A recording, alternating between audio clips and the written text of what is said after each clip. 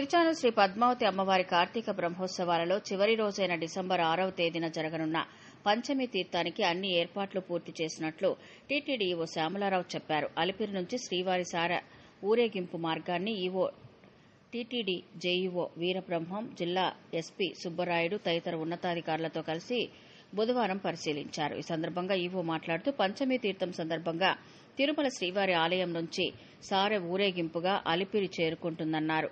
అలిపిరి నుంచి కోమలమ్మ సత్రం, శ్రీ కోదండ రామస్వామి వారి ఆలయం, శ్రీ గోవిందరాజస్వామి ఆలయం, తిరుచానూరులోని పసుపు మండపం, అమ్మవారి ఆలయాన్ని తీసుకువచ్చి పూజలు నిర్వహించనున్నారు. తరువాత పంచమి తీర్థ మండపానికి వేంచేపు అమ్మవారికి అభిషేకం నిర్వహించనున్నట్లు తెలిపారు. పంచమి తీర్థం నిర్వహణకు అవసరమైన ఇంజనీరింగ్ పనులు పూర్తి చేసినట్లు తెలిపారు. భక్తులు వేచి ఉండేందుకు 4 సత్రాలలో షెడ్లు ఏర్పాటు చేశామన్నారు. తిరుపతి నుంచి తిరుచానూరు వచ్చే మార్గంలో అయ్యప్ప స్వామి గుడి వద్ద జెడ్పీ హైస్కూల్, పూడి రోడ్లో, తిరుచానూరు రోడ్లో ఏర్పాటు చేసిన క్యూ లైన్లలో భక్తులు వేచి ఉండేందుకు ఏర్పాట్లు చేసినట్లు ఈవో తెలిపారు.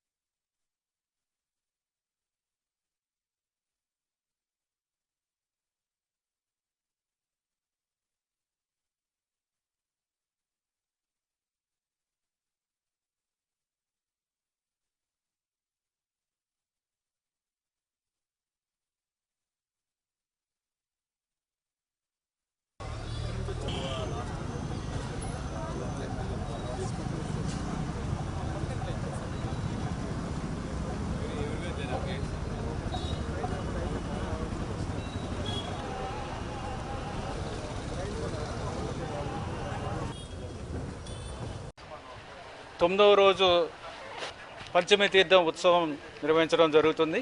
ఈ ఉత్సవానికి సంబంధించిన ఏర్పాట్లన్నీ కూడా ఈరోజు ఎస్పీ గారితో పరిశీలించడం జరిగింది. ముఖ్యంగా పడి ఊరేగింపు తిరుమల నుంచి ఎడిషనల్ ఈవో గారు, వారి సిబ్బంది అందరూ అక్కడి నుంచి అలిపిరికి తీసుకొస్తారు.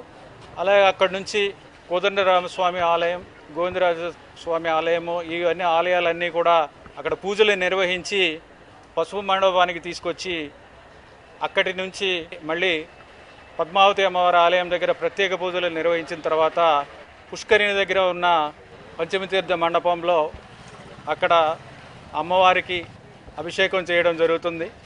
ఆ తర్వాత చక్ర స్నానం, ఇవన్నీ కూడా కార్యక్రమాలు ఉన్నాయి. ప్రాపర్గా ఏర్పాటు చేయడం జరిగింది. దానికి అనుగుణంగా ప్రజలు, వాహనదారులు సహకరించాలి. అదేవిధంగా ఇక్కడ హోల్డింగ్ పాయింట్స్కి ముందే 3 డైరెక్షన్స్లో కూడా పార్కింగ్ అలాట్ చేయడం జరిగింది. ఆ పార్కింగ్స్ని వాడుకొని భక్తులు కరెక్ట్గా వచ్చి హోల్డింగ్ పాయింట్లో ఉంటే ఈవో గారు చెప్పినట్లుగా 16,000 మంది ఒక్కోసారి అందరికీ కూడా చక్రస్నానానికి, తర్వాత దర్శనానికి అన్నీ కూడా బ్యారికేడ్స్ ప్రాపర్గా ఏర్పాటు చేయడం జరిగింది. తగిన భద్రతా చర్యలు తీసుకుంటూ ప్రతి భక్తుడికి ఎటువంటి అసౌకర్యం కలగకుండా వారి యొక్క ప్రయోజనం కోసమే వారు బాగా వచ్చి